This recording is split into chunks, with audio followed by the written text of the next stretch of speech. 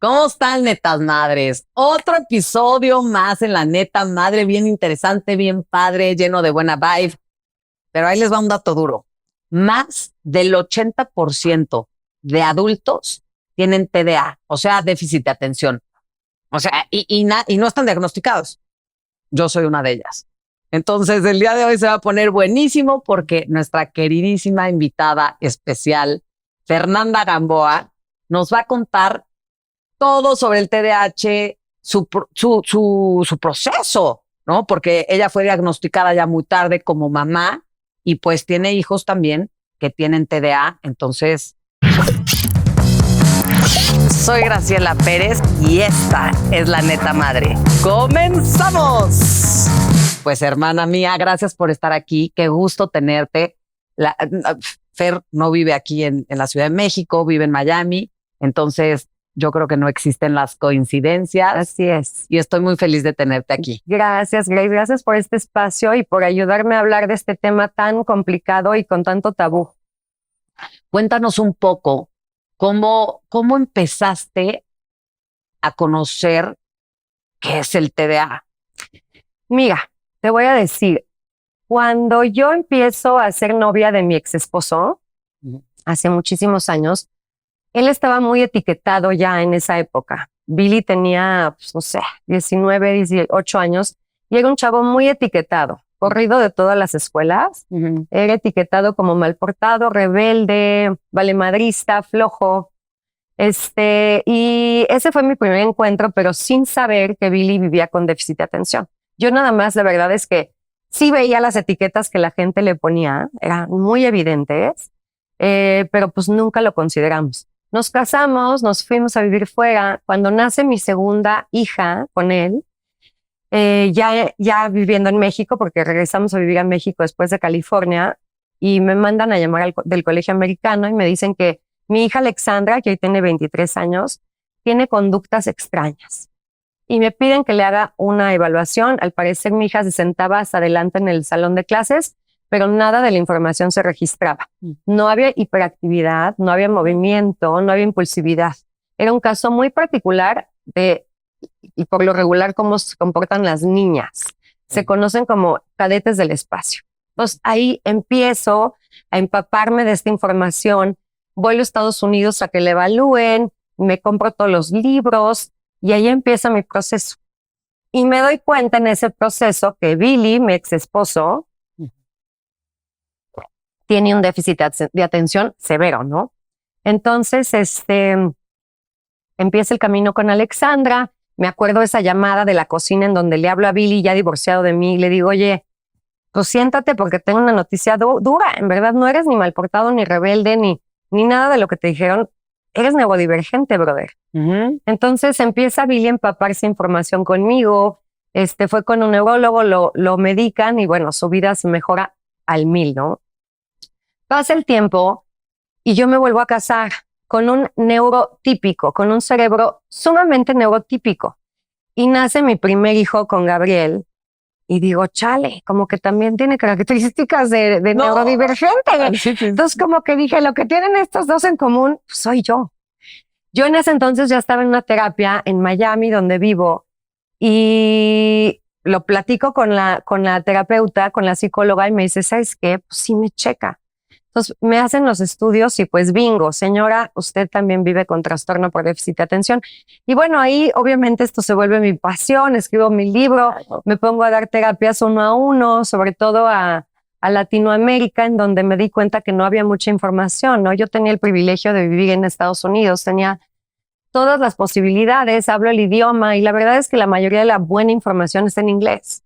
Entonces fue por eso que acabé escribiendo el libro y filmando el documental para que Latinoamérica se empape un poco de esta información. A ver, para que sepan que se me olvidó decirles en la introducción, esta señora hermosísima escribió un libro que se llama Abejas en la cabeza, ¿no?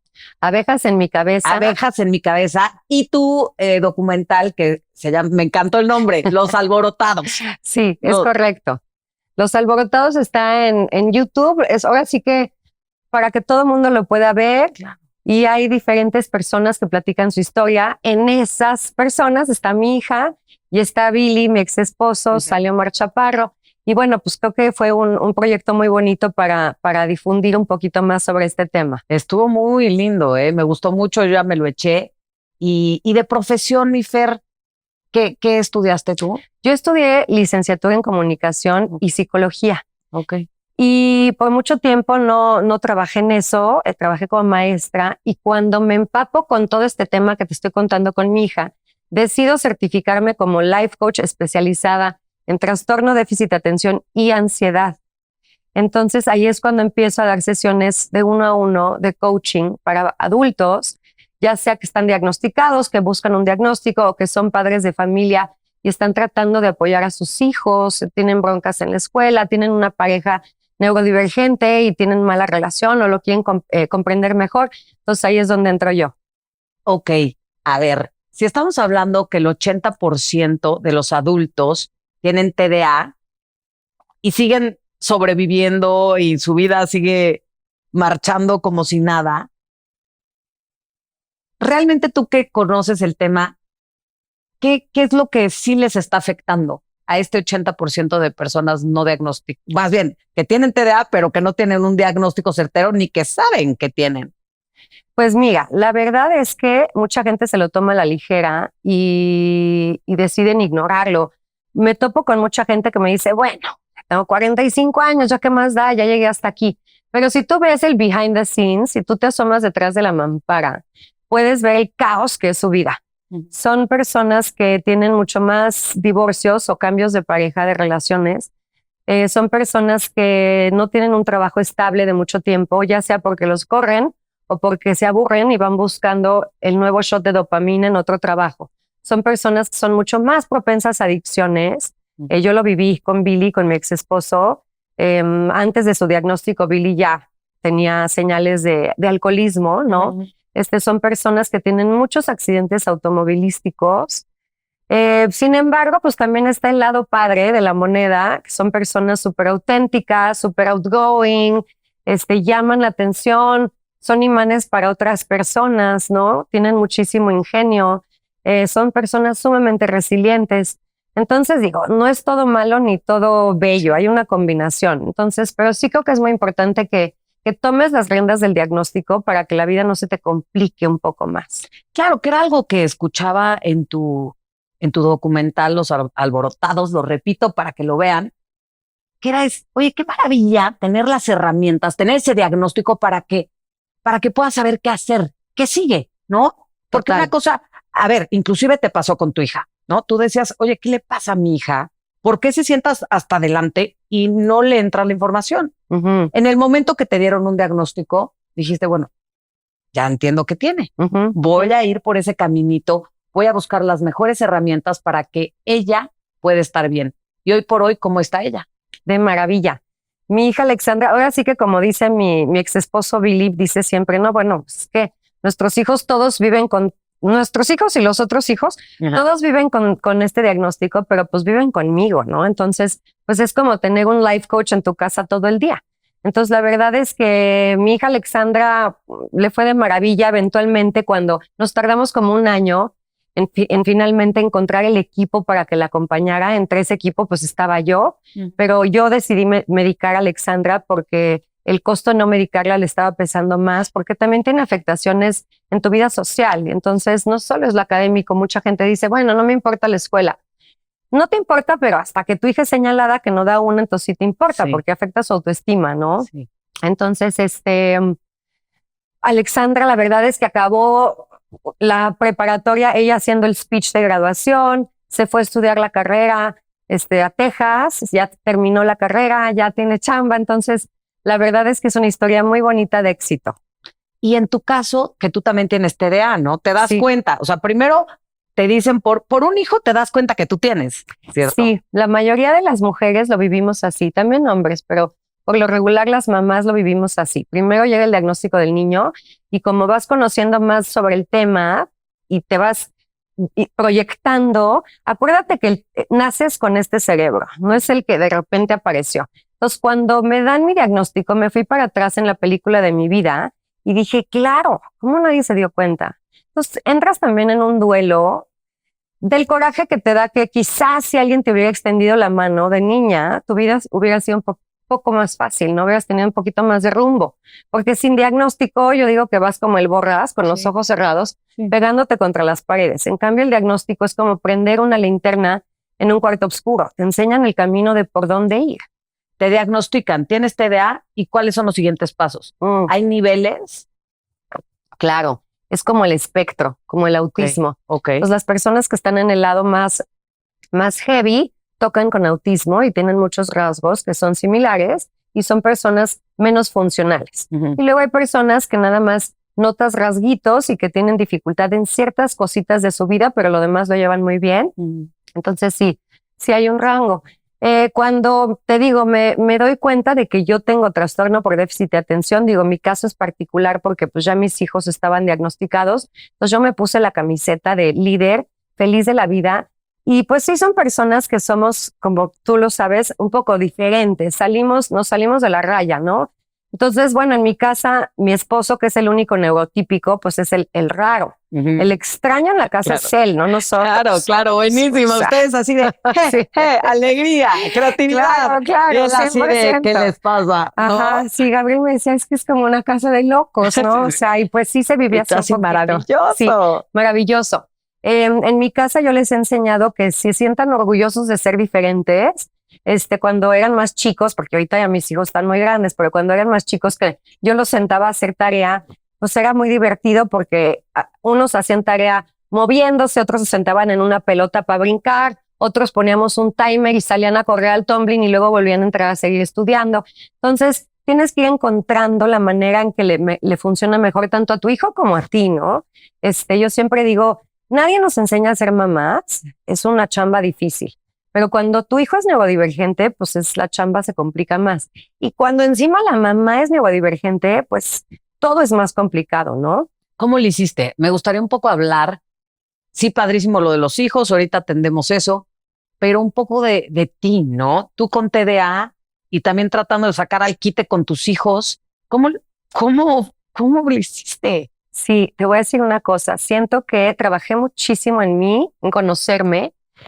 Creo que el autoconocimiento es de las herramientas más poderosas que hay, sobre todo porque las personas que vivimos con trastorno de déficit de atención no nos damos cuenta, la gente no habla del tema emocional, pero afecta nuestro, ¿qué te diga? Como nivelarte emocionalmente, ¿no? Entonces, somos personas sumamente o en un high o en un low. Entonces, mantenernos en el margen a veces nos cuesta trabajo. Entonces, siento que hice un trabajo muy profundo mío. También encontré una red de apoyo muy importante, tanto en mi esposo neurotípico como en amigas, mamás que me recuerden de citas del colegio, ¿no? No se te olvide que es el bake sale. Siempre me he agarrado de amigas que me ayuden. Y luego cosas básicas que yo les enseño a mis clientes. Tonterías como el post-it, el famoso post-it es mi mejor aliado, porque escribo ahí mi pendiente y lo pego y siempre me da un recordatorio, ¿no? Vivo con alarmas, vivo con relojes por toda mi casa para que mis hijos vayan viendo el paso del tiempo y sepan lo que es un break, ¿no?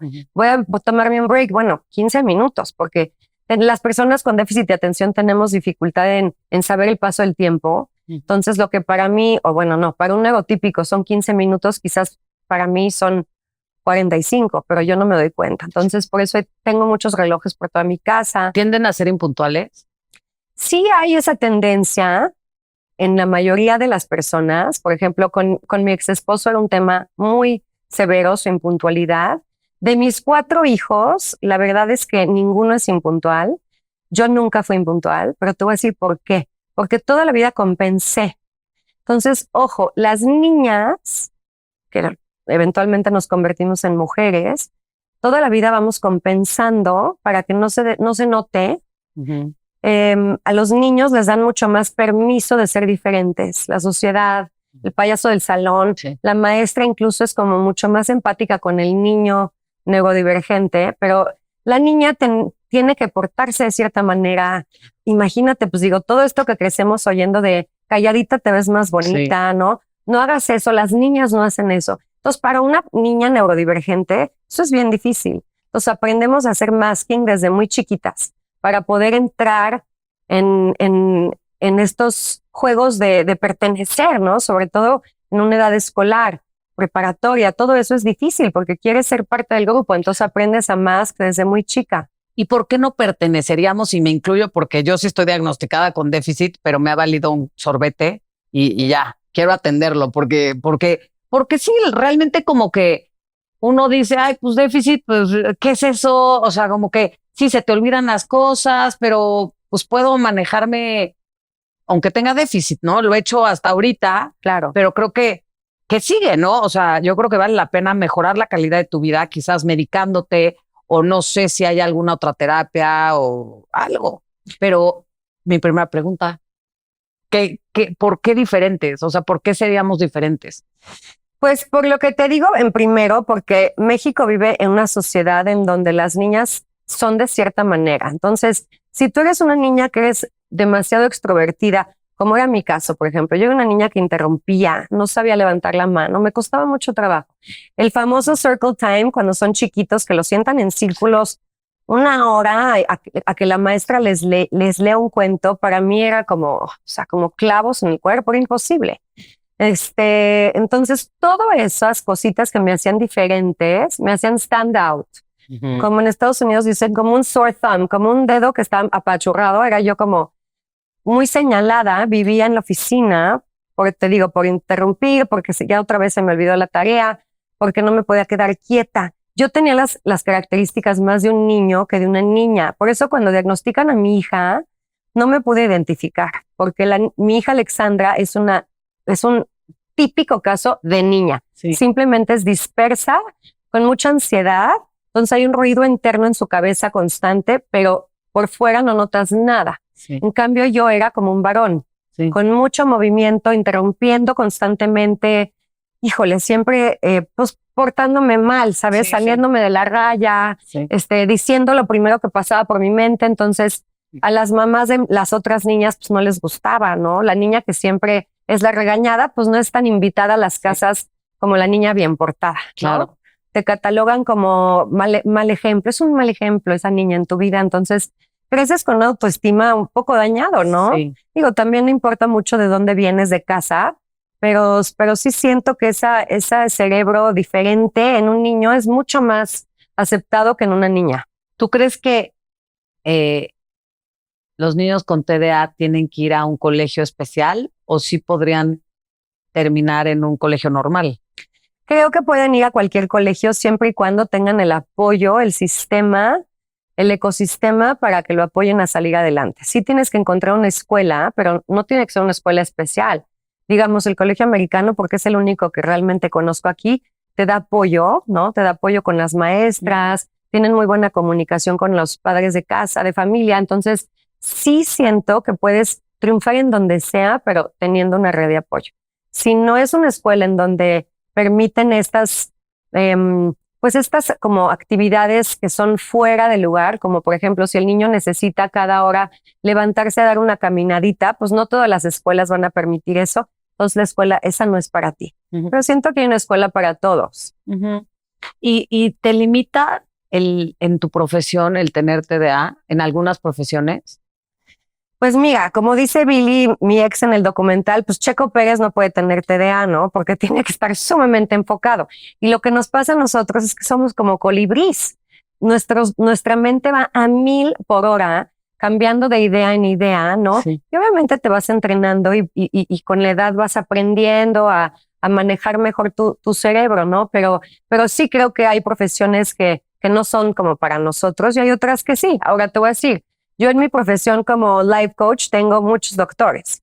A mí me impacta, pero pues no, tengo doctores que están diagnosticados. Claro, y pueden que viven una vida normal. Sí, totalmente. Si aprendes las herramientas y tienes el equipo, nada te detiene. O sea que sí puedes ser como el Checo Pérez. No te limita el TDA, ¿no? Porque yo así de que cuando escuché el documental así de casi tatuándome una lagrimita, porque dije, no manches, o sea, está muy grueso que tengas TDA y que no puedas ser lo que quieres ser por eso, ¿no? Sí. Te puedes medicar, puedes utilizar varias herramientas, pues para dentro de lo que cabe, tratar de mantenerte enfocado. Totalmente, ¿no? totalmente.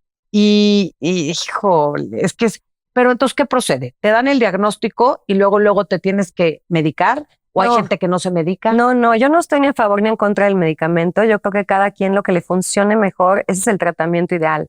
Mucha gente me pregunta, ¿cuál es el ejercicio ideal para mi hijo? El que le guste, el que vaya a mantener, porque el ejercicio es oxígeno para nuestro cerebro. Entonces, la decisión de medicarte creo que es muy personal, creo que es una decisión que tienes que tomar de acuerdo a tu doctor, de la mano de tu médico y ya tú sabrás si te pesa tanto como en el caso de mi hija. Pero no creo que es el primer batallón. El primer batallón yo creo que es educarte, empápate de información. Me parece increíble muchos padres de familia que me vienen a buscar para tener una mejor relación con sus hijos y pues nunca han leído un libro, escuchado un podcast, no tienen nada de información. Entonces, la información te empodera, ¿sabes? Entonces, para mí el primer batallón es edúcate, después de ahí acepta. Si tú eres el que está recién diagnosticado como adulto, acepta que tu cerebro funciona de cierta manera. Acepta que necesitas ciertas herramientas y ciertos trucos para que ciertas cosas no te pasen. Acepta que necesitas pues un equipo que te ayude, ¿no? En tu casa, si eres mamá, quizás nannies que te ayuden o alguien que te ayude a llevar tu agenda, ¿no? Cositas así. Eso es una red de apoyo. Y después de la aceptación propia, pues aceptar que tu hijo quizás no podemos evitarlo como seres humanos, tener ideas de lo que tú quieres que tu hijo se convierta.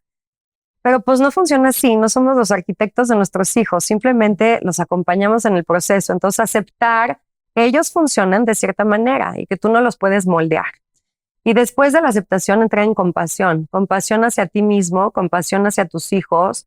En mi caso, te digo que cuando llegó mi diagnóstico entré en un poquito de enojo y duelo con mis padres y con el sistema académico. En ese entonces no había tanta información, pero después entré en compasión hacia ellos también, porque pues no había tanta información, no tenían ni idea lo que era el trastorno de déficit de atención. Entonces, la compasión creo que es un fundamento, una parte del rompecabezas muy importante. Sí, oye, o sea, si de por sí yo me enteré que mi hijo necesitaba lentes a los 5 años porque él hacía las cosas perfectas y veía el pizarrón no sé cómo, ¿no? Claro. Entonces entras como mamá en ¿por qué no me di cuenta? Entonces, para que no pase eso, lean el libro de Abejas en la Cabeza, Sí. ¿no? Yo creo que, a ver, cuéntanos un poco de tu libro. ¿Qué trae ese libro que nos puede interesar a todas las que estamos viendo aquí, la neta madre? Bueno, mira, cuando yo empiezo como life coach, te digo que no había información en español, ¿no? Entonces, decidí contar mi historia desde mi perspectiva como una mujer. En la psicología se considera un diagnóstico tardío.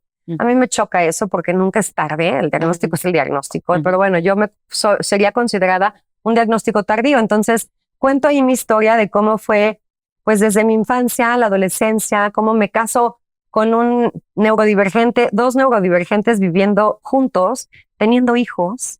A los 21 años yo y Billy a los 23, o sea, éramos 2 chavitos sin diagnóstico viviendo juntos en San Diego, sin red de apoyo. Entonces cuento toda esa historia y después cuento el proceso de mis hijos, cómo encontraron su camino. Y también fíjate que está muy bonito porque mis clientes quisieron colaborar y entonces al final del libro ellos cuentan un poquito de su historia. Entonces, bueno, yo lo recomiendo obviamente muchísimo como apoyo, pero también está muy entretenido. Tiene mucha información de apoyo. Y en resumen, no está largo para los que no les gusta leer tanto, la verdad, eso, y letra grande y todo. Sí, y no nada más para los papás. O sea, yo creo que también los educadores tienen que tener este tipo de información. Ya en los colegios deben entender uno que es TDA, ¿no? Cómo tratar a los niños con TDA. Porque, a ver, yo recuerdo que yo sí me diagnosticaron y todo, pero ya después, o sea, como que estudiando en la universidad, o sea, ya tardíamente, yo creo, pero fui a hacer mi examen vocacional. Entonces, busqué a la mejor doctora en México que me hiciera el examen vocacional, ¿no? Entonces, para todo el mundo era como, wow, la señora. Y la señora llega y me dice, no, tú no das una, ¿eh? O sea, tú no vas a poder estudiar ni siquiera, o sea, en una universidad normal, así me dijo. O sea, si quieres dedicarte a la actuación, órale. Pero en una universidad así no vas a poder terminar. Duro. Tienes que buscar una universidad que sea trimestral. Bueno, obviamente yo salí, si ya de por sí no entendía por qué me iba tan mal, si yo era tan machetera y todo, Dije, no, ¿qué voy a hacer? Y me animé a empezar a estudiar relaciones internacionales en la Ibero, porque yo quería derecho, pero dije, no, es que no voy a poder con derecho, ¿no? Entonces yo ya estaba mentalizada en que no iba a poder. Me fue tan bien en relaciones internacionales que dije, oye, me vale gorro, me mando, o sea, el diagnóstico que me dio esta tipa, porque aparte ni me dijo que tenía déficit, solo me dijo que no iba a poder. Ok. Y entonces me hizo una batería de estudios y me dijo, no, pues estás frita, mana. Entonces, estudia casi, si quieres actuación o a ver qué haces. Y pues yo, o sea, la autoestima en el piso. Claro, claro. Y ya luego me pasé a derecho y pude y salí Oye, con 8.6 de promedio. Te felicito. Así que dije, chapó, sí se puede. 100%. Pero sí ha sido una inseguridad en mi vida. De que me dicen una cosa y estoy, pero no, pero, o sea, es durísimo. Sí es. Nos perdemos en conversaciones. Digo, yo te voy a decir, yo siempre me refiero a las personas neurodivergentes como que somos una tribu.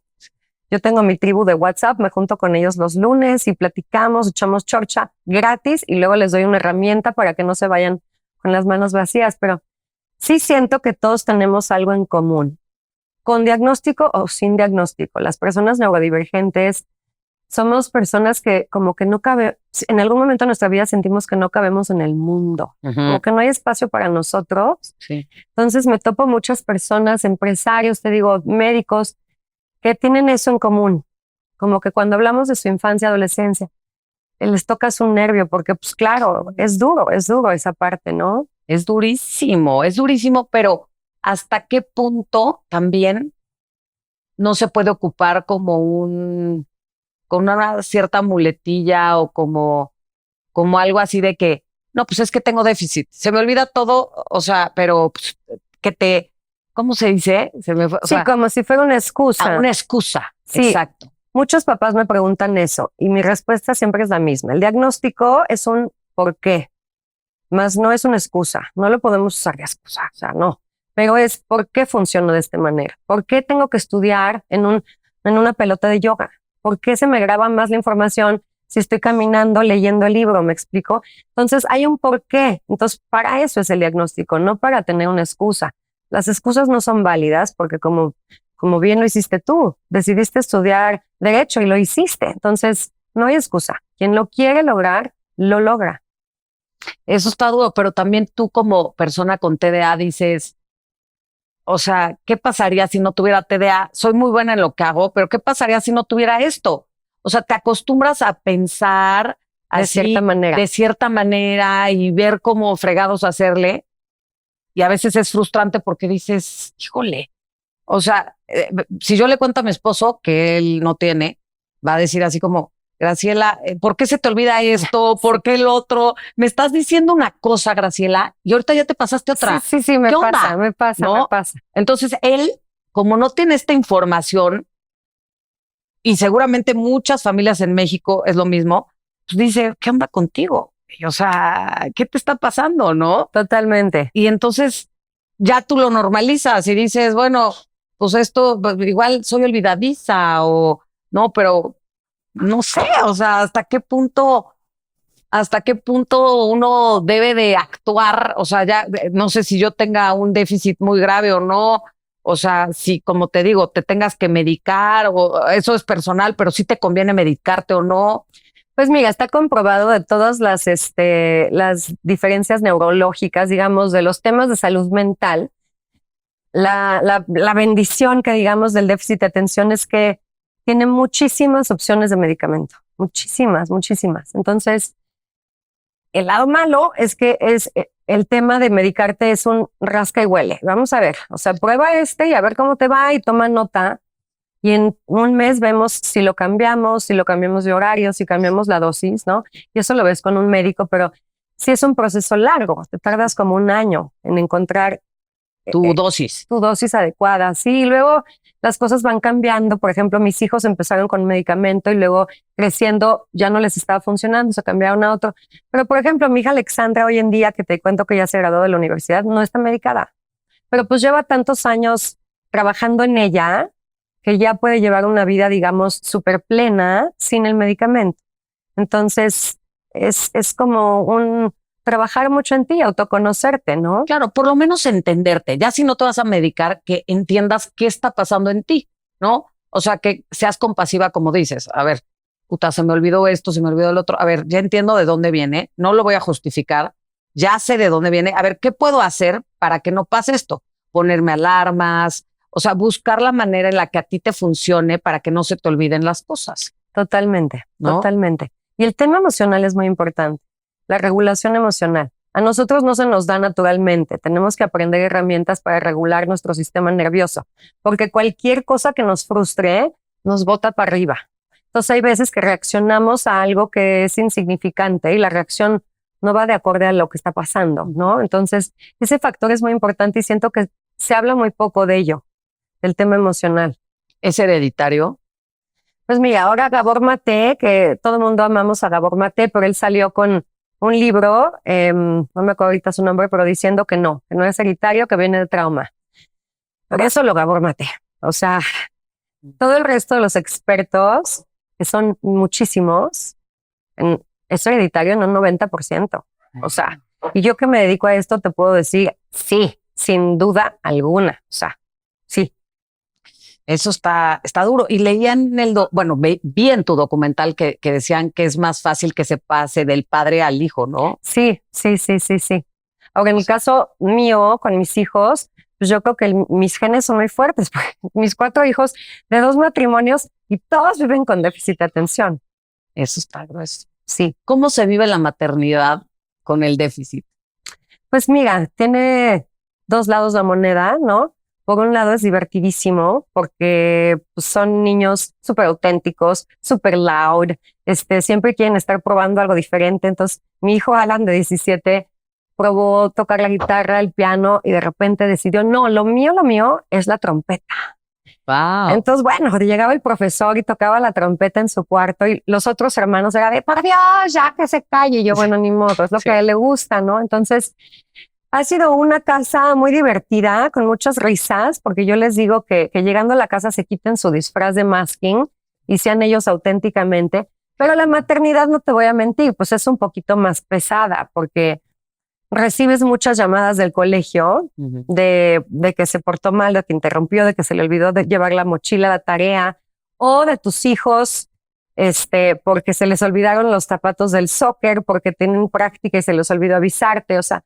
Entonces, sí, sobre todo la primera etapa, digamos, primaria y principios de secundaria, sí siento que el papel de la mamá o el papá, el que esté más presente en este caso, sí tienen un peso un poco más grande. Entonces, les digo, tómalo con take it easy. O sea, eventualmente van a volar. Y te digo una cosa, Grace, lo sé porque lo veo en mis hijos. Tengo un niño de 25 y una niña de 23.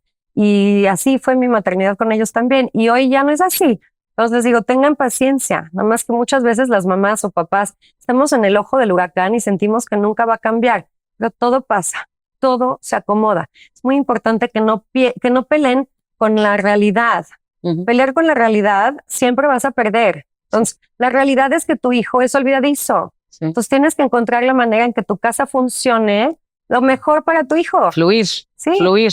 Sí. Pero, por ejemplo, ¿tú cómo viviste tu maternidad? Eso es un poco de tus hijos. Tú, con las abejas en la mente, ¿no? La culpabilidad, el que te llamen de la escuela, el que, no solo uno, el otro, sí. O sea, tu ex esposo, ¿cómo viviste tú o cómo vives hoy por hoy tu maternidad? Pues mira, en el momento donde esto se me presenta por primera vez fue muy duro con Alexandra porque no tenía yo ni la menor idea. Y la verdad es que como papás queremos proteger a nuestros hijos, ¿no? Entonces sí me dio miedo, obviamente, como a la mayoría de los papás que llegan conmigo llegan con mucho miedo, de incertidumbre, de que no quieren que sus hijos sufran, no quieren que sean diferentes porque no quieren que sufran. Muy válido. Entonces, mi primer momento con Alexandra, yo sin saber que vivía con déficit de atención, pero viviendo en México, Grace, entonces siento que tenía yo un apoyo muy grande. En mi familia, en personas que trabajaban en mi casa, ¿no? Era un apoyo muy importante que no me había dado cuenta que tenía tan fuerte hasta que me mudo a Estados Unidos y se desaparece mi apoyo y entonces ya todo recae en mí, Qué ¿no? fuerte. Porque dicen, bueno, es que vivir en Estados Unidos es un paraíso. Sí, un paraíso, pero donde tú Pero haces... un infierno. Todo. Sí, sí, O sea, sí. entonces ahí es donde se me empieza como a caer el circo, ¿sabes? Como que ya no daba. Sí. Aventaba las naranjas que antes podía cachar perfectamente y en Miami dije, chale, Sí, o sea, sí, sí, ¿qué está cabo. pasando, no? Sí. Entonces siento que tuve que aprender a cambiar mi manera de ser mamá, soltar el control. Yo siempre crecí con un tema de control severo porque crecí con mucha ansiedad, porque venía de una casa de divorcio, de alcoholismo. Entonces, obviamente me convertí en una mujer muy controladora. Y pues a los niños neurodivergentes es muy difícil que los puedas controlar y muy negativo para su autoestima porque los acabas rompiendo. Entonces siento que tuve que reeducarme y aprender a ser una mamá mucho más relajada, mucho menos controladora, aprender que las cosas no tienen la importancia que yo pensaba que tenían como una mamá más joven, como que fui una mamá de mis primeros hijos y una mamá para mis otros dos y mi primera maternidad era muy joven, tenía 21 años. Entonces siento que me volví a educar y volví a nacer como mamá y tuve que let go muchas cosas, ¿no? Qué importante, ¿no? Poder evolucionar y no quedarnos como, o sea, todo el tiempo atorados en la misma cosa y eso me encanta de la neta madre, porque justo es eso, o sea, mamás, papás, quien nos esté viendo es, cuestiónate, no importa si estás de acuerdo, si no, pero ya por lo menos esto que estamos platicando, te prometo que está dejando semillas en quien nos está viendo y eso para mí ya es un avance. No, totalmente. Y ahorita que dices cuestiónate, me encanta porque me haces pensar en la curiosidad. Y tenemos nosotros esa en México, la curiosidad mató al gato. No, Mi madre. mi madre. Sí, sí, sí, sí, sí. Necesitamos la curiosidad para maternar, para tener una empresa, para conocerme a mí. ¿Por Con qué tu me pareja. siento a mí? ¿Por qué me siento así? ¿No? O sea, ¿por qué me siento?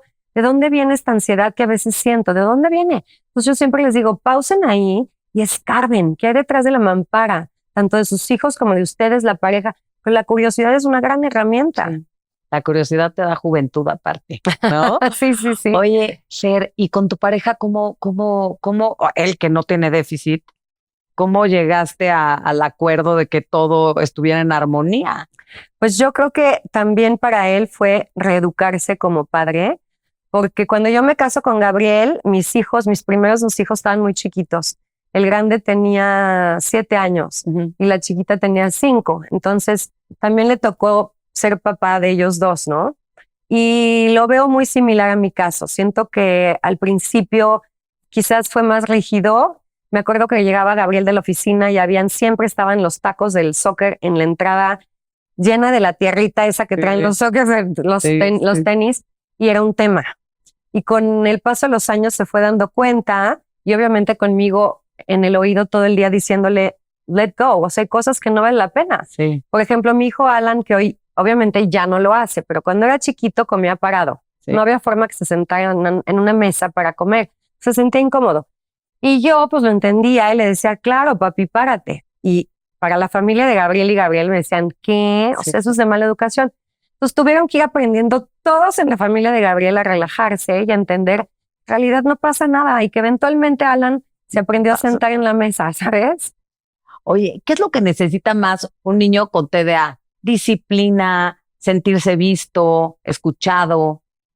Yo creo que sentirse visto y aceptado.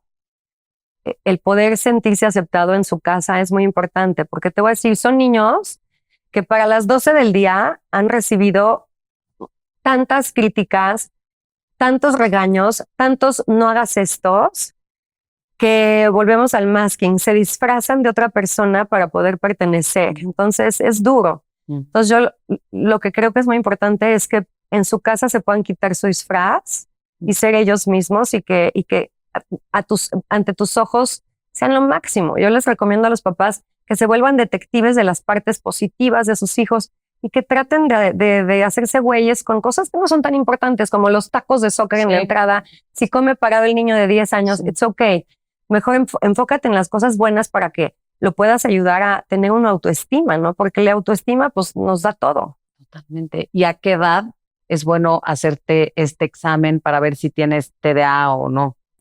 Pues mira, ahora en día se hace muy chiquito. Yo recomiendo que se esperen hasta primaria, primero, segundo de primaria, porque siento que ya en ese entonces ya puedes quitar el factor de, ay, es porque está chiquito, y ya te vas dando cuenta que quizás sí hay factores de conductas diferentes que te pueden ir dando más información. Entonces siento que primero, segundo de primaria es un buen momento para hacerles el examen. Pero repito, nunca es tarde. Ok. Y además de que ya nos dijiste, medicamento depende y tal, pero tú que has tenido tantos pacientes que te vienen, o padres de familia que te vienen a hablar de este tema, ¿cuál sería como una gran recomendación así que nos pudieras dar de, oye, sí les recomiendo que hagan yoga o que... Sí, sí, importantísimo. El ejercicio es un sí o sí. O sea, lo que encuentres, el modo que le guste a tu hijo está bien, pero sí es importante que todos los días haga ejercicio. Incluso te voy a decir, cuando mi Alan tenía, pues, yo creo que como 8 años, en las mañanas, para que él tuviera la capacidad de sentarse en el salón de clases, yo lo despertaba 40 minutos antes de los hermanos para que saliéramos a correr en el jardín tantito, para que pudiera llegar con el cerebro más oxigenado a su clase. Si no, era imposible que Alan se sentara en un salón de clase, ¿no? Entonces, el movimiento ayuda muchísimo. Y también creo que la alimentación, digo, no es mi tema, pero sí creo que todos sabemos que altos índices de azúcar afectan tu cerebro, a cualquier cerebro, ¿no? Salió la moda del cerebro de pan, el libro del cerebro de pan. Ahora imagínate un cerebro neurodivergente. Entonces, si tú abres los ojos en la mañana y lo primero que te dan es un cereal de azúcar, pues el niño va a estar súper acelerado, ¿no? Entonces hay que cuidar la alimentación, hay que cuidar el ejercicio y hay que enseñarles desde chicos a escuchar su cuerpo. El cuerpo siempre habla, Grace. Falta que lo escuchemos. Entonces, yo les recomiendo siempre a las mamás y los papás que les expresen a los niños. Vas en el coche, híjole, me siento súper ansiosa porque hay muchísimo tráfico y quizás vamos a llegar tarde al baile. Siento la quijada apretada y las manos sudorosas. Tú, Luisito, cuando estás con ansiedad, ¿qué sientes? Entonces, así el niño aprende a conectar con su cuerpo y entonces te voy a decir por qué es importante, Grace, porque volvemos al tema de el balance emocional. Como no lo hacemos por naturaleza, para que yo me pueda regular emocionalmente, tengo que saber que me estoy desregulando. Totalmente. Entonces, si mi cuerpo me habla y ya me estoy tensando de la quijada, de las manos, de la espalda, de cómo se siente el niño, muchos en la pancita, entonces puedo decir, me estoy sintiendo ansioso, estoy sintiendo esto. Y entonces ahí te pueden dar herramientas tus papás, tu terapeuta, tu maestra, para que te puedas regular, ¿no? Sí, sí, como cuando te sientes mal de la panza, ¿no? O un niño que, oye, me siento mal, pero si no te dice nada y se siente mal, no sabes, no lo puedes ayudar. Totalmente. Entonces creo que es importante. Sí. Y a ver, las mamitas, papás, quien sea que nos esté viendo, tías, tíos, abuelos, que intuyen que su hijo tiene TDA, pero les da miedo el diagnóstico, ¿qué les podrías decir? Mira, les diría que no le tengan miedo, que entiendo su sentimiento porque estuve ahí. Sin embargo, hay cosas peores. No es algo que todo el mundo se tiene que enterar, como que la gente dice, es que ¿qué va a decir la gente? ¿Qué gente? Nadie te está viendo. O sea, esto es algo muy privado. Es entre tú y tu hijo y tu esposo y a quien tú quieras involucrar, ¿no? Pero les diría que chequen sus creencias. Tenemos muchas creencias, Grace, que vienen heredadas de generaciones atrás. Creencias de los abuelos, de los padres.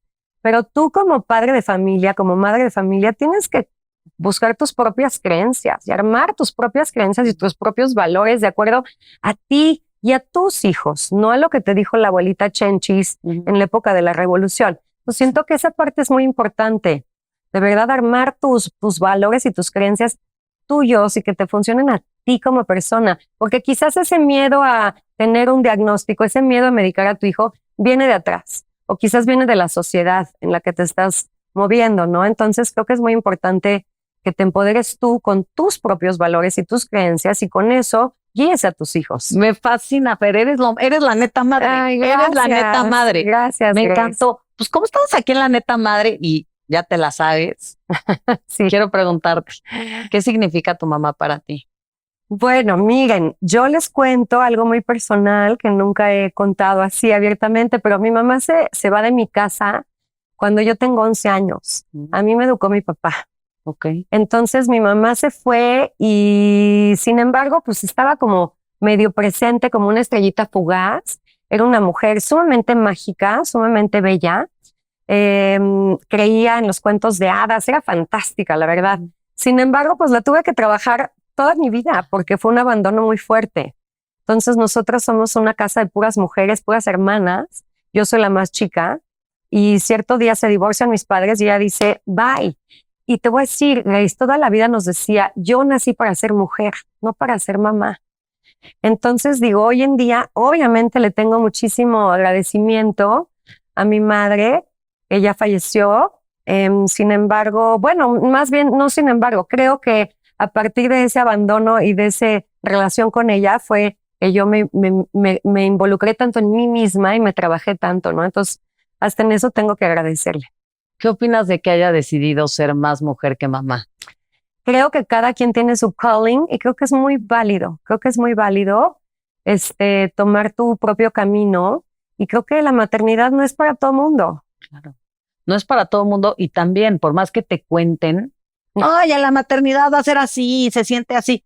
Ya que te cargue el payaso y estás, a ver, son divinos los niños, pero es una responsabilidad. Sí, O sea, sí, no, siento que la maternidad es muy romantizada de que no, 100%. vas a llegar y todo el día felicidad y subirnos nuestras fotos en Instagram de todo bonito porque pues no puedes subir unas inventando madre porque estás mentando la madre, ¿no? Totalmente. O sea, entonces sí creo que es muy duro, pero bueno, tu mamá tomó esa decisión sí, y creo que de alguna manera ha hecho que seas la mujer que eres hoy. total, ¿no? totalmente. De no dejarte, ¿no? Porque pues yo siempre he dicho en la neta madre que antes de ser mamá somos mujeres. Así es. A tu mamá se le pasó un poquito. Ah, ¿verdad? Sí, no, se fue para el otro lado. Se fue para... Sí. No, pues está bien. Cada quien sabe sus... Así es. Tiene su historia y todo. Pero creo que es muy valioso que nosotras estemos bien para poder darle lo mejor a nuestros hijos. Así es, totalmente de acuerdo. Y a tu niña interna, ¿qué le dirías el día de hoy? Le diría que lo hicimos, que aquí estoy con ella acompañándola y que todo ese miedo y duda, incertidumbre con la que crecimos, ya la podemos soltar, porque al final vamos en un súper buen camino. Qué lindo, Fer. Gracias por tu invitación, Muchísimas gracias Grace. por haber venido. Me la pasé increíble, aprendí mucho, ya me entendí un poquito más. Voy a leer este libro que no lo he leído, Netas Madres. El TDA, si lo tienen 80% de la población, no echemos en saco roto la información, no nada más de este libro, sino de todas las herramientas que tenemos para ayudarnos, ayudar a nuestros hijos y a la gente que nos rodea. Les mandamos miles de besos y la mejor vibe. Bye. Netas Madres, si te gustó este contenido, no te puedes dejar de suscribir al canal y ver estos otros que están espectaculares. No te pierdas el próximo capítulo de La Neta Madre. Pica el link, clic.